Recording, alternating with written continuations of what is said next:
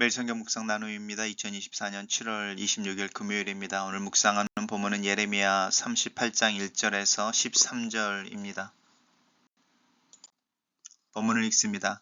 mat단의 아들 스바다와 바스홀의 아들 그라다와 엘레마의 아들 유갈과 말기야의 아들 바스홀이 예레미야가 모든 백성에게 이르는 말을 들은즉 이르기를 여호와께서 이와 같이 말씀하시되 이 성에 머무는 자는 칼과 기근과 전염병으로 죽으리라.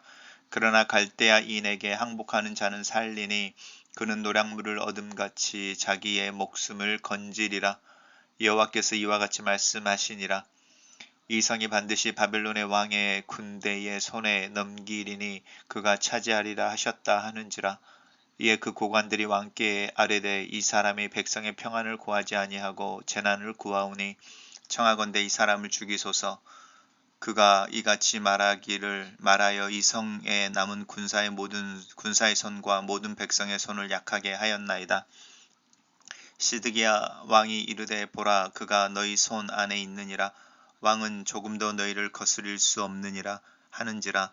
그들이 예레미야를 끌어다가 감옥들에 있는 왕의 아들 말기야의 구덩이에 던져 넣을 때에 예레미야를 줄로 달아 내렸는데 그 웅덩이에는 물이 없고 진창뿐이므로 예레미야가 진창 속에 빠졌더라. 왕궁 내시 구스인 에셋멜렉이 그들이 예레미야를 구덩이에 던져 넣었음을 들으니라. 그때 왕이 베냐민 문에 앉았더니 에벳멜렉이 왕궁에서 나와 왕께 아뢰어 이르되 내 주 왕이여 저 사람들이 선지자 예레미야에게 행한 모든 일은 악하나이다. 성중에 떡이 떨어졌거늘 그들이 그를 구덩이에 던져 넣었으니 그가 거기서 굶어 죽으리이다 하니 왕이 구스 사람 에벳멜렉에게 명하여 이르되 너는 여기서 30명을 데리고 가서 선지자 예레미야가 죽기 전에 그를 구덩이에서 끌어내라. 엘렘멜렉이 사람들을 데리고 왕궁 곳간 및 방에 들어가서 거기서 헝겊과 낡은 옷을 가져다가 그것을 구덩이에 있는 예레미야에게 밧줄로 내리며 구스인 에벳멜렉이 예레미야에게 이르되 당신은 이 헝겊과 낡은 옷을 당신의 겨랑이에 대고 줄을 그 아래에 대시오. 예레미야가 그대로 하매 그들이 줄로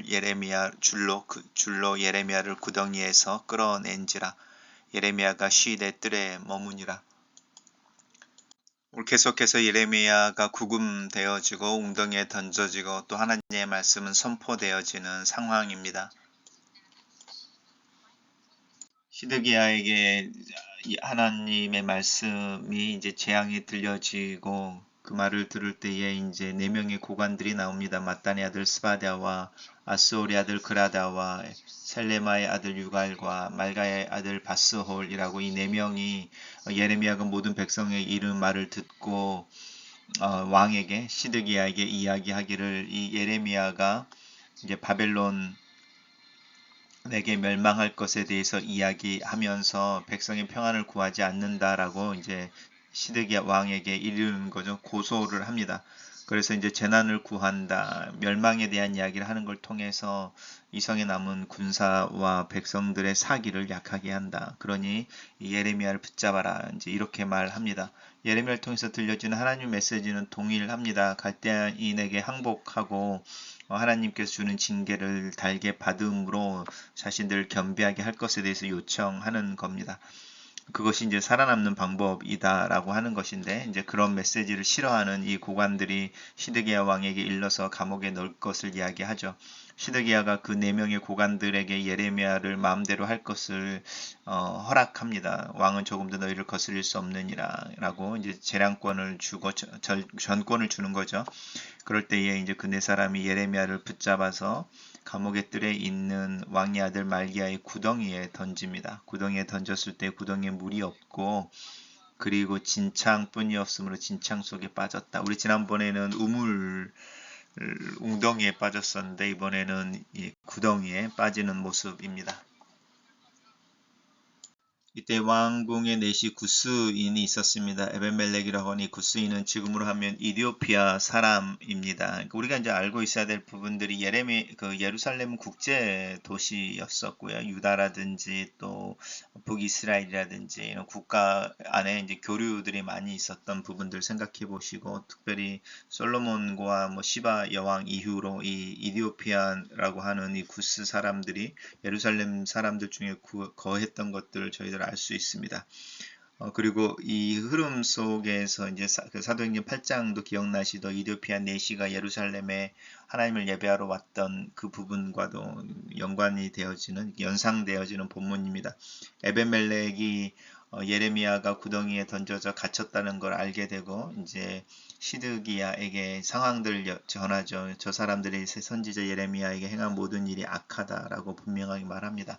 그리고 이제 전에 왕이 이야기하기를 하루에 떡 하나씩을 먹이라고 했었는데 성중에 다 떡이 떨어졌다. 이것은 이제 예루살렘 성이 그 바벨론의 느부갓네살 왕에 의해서 포로로 이렇게 포위되어져 있던 그 상황들을 암시하고 있습니다. 그런데 이제 먹을 것이 없는데 구덩이에 던져 넣었으니 예레미야 거기서 굶어 죽게 될 것이다. 먹을 것을 주지 않고 있으니 이제 이렇게 이야기합니다. 그럴 때에 시드기야가 이 구스 사람 에벳멜렉의 말을 듣고 그 예레미야가 죽기 전에 그 구덩이에서 끌어낼 것을 허락해 줍니다. 그래서 에베멜렉이 이제 이 30명을 데리고 와서 왕궁 곡간 밑방에 들어가서 거기에 헝겊과 낡은 옷을 가져다가 이걸로 이제 밧줄을 만듭니다. 밧줄을 만들어서 예레미야에게 던지면서 밧줄로 몸을 매라. 그리고 나서 이제 웅덩이에서 이제 끌어냅니다. 그리고 나서 예레미야가 쉬대 뜰에 이제 머뭅니다. 여전히 이제 감금은 되어져 있지만 안전하게 머무는 모습입니다. 그 왕궁에 외국인으로 있는 네시 에벤멜렉이 하나님의 선지자를 구하는 부분들, 이 네 명의 고관들, 그 예레미야를 감금하는 네 명과는 참 다른 모습입니다. 단락을 요약해 보겠습니다. 내 고관이 예레미야를 반역자로 체포하여 물없는 구덩이에 가두지만 구스인 에벤멜렉이 나서서 왕에게 예레미야의 구원을 간청하여 꺼낸다. 이렇게 정리해봤습니다. 묵상 나눔입니다. 하나님은 말씀대로 바벨론에 항복하면 살겠지만 저항하면 칼과 기근과 전염병에 죽을 것이라고 하십니다. 예루살렘이 바벨론의 포로 되기 전에도 포위되었을 때도 같은 말씀입니다. 바벨론에게 항복하라는 말은 하나님의 심판을 수용하라는 뜻입니다. 항복이 굴욕처럼 느껴질 수 있지만 그것이 하나님의 뜻이라면 받아들여야 했습니다. 불편해도 나를 살려주는 하나님의 말씀입니다.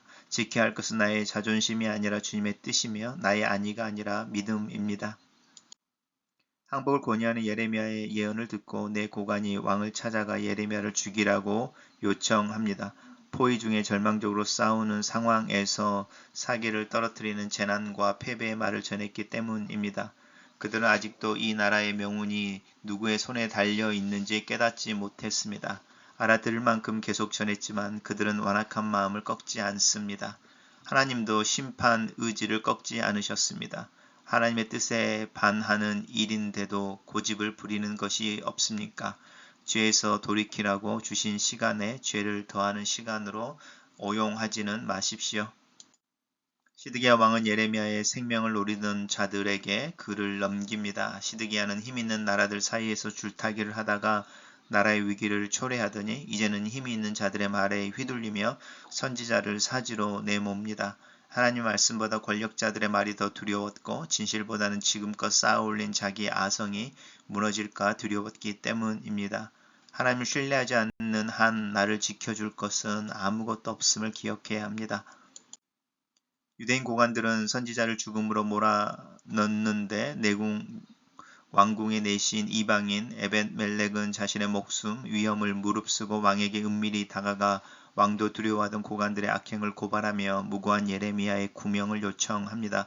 자신과 동족의 문제는 아니었지만 불의에 침묵하지 않고 기꺼이 하나님의 살리는 손이 되기로 스스로를 자청하고 있습니다.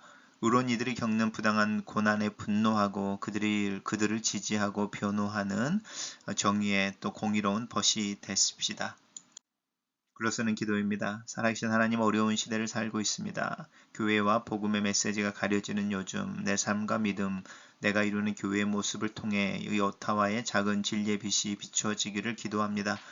역사의 주관자가 되시는 하나님 앞에서 하나님을 경외하며 순종의 삶을 살기를 기도합니다. 내 삶과 가정 함께 이루는 교회를 주님의 복음과 은혜를 드러내는 일에 사용해 주시기를 예수님의 이름으로 기도합니다. 아멘.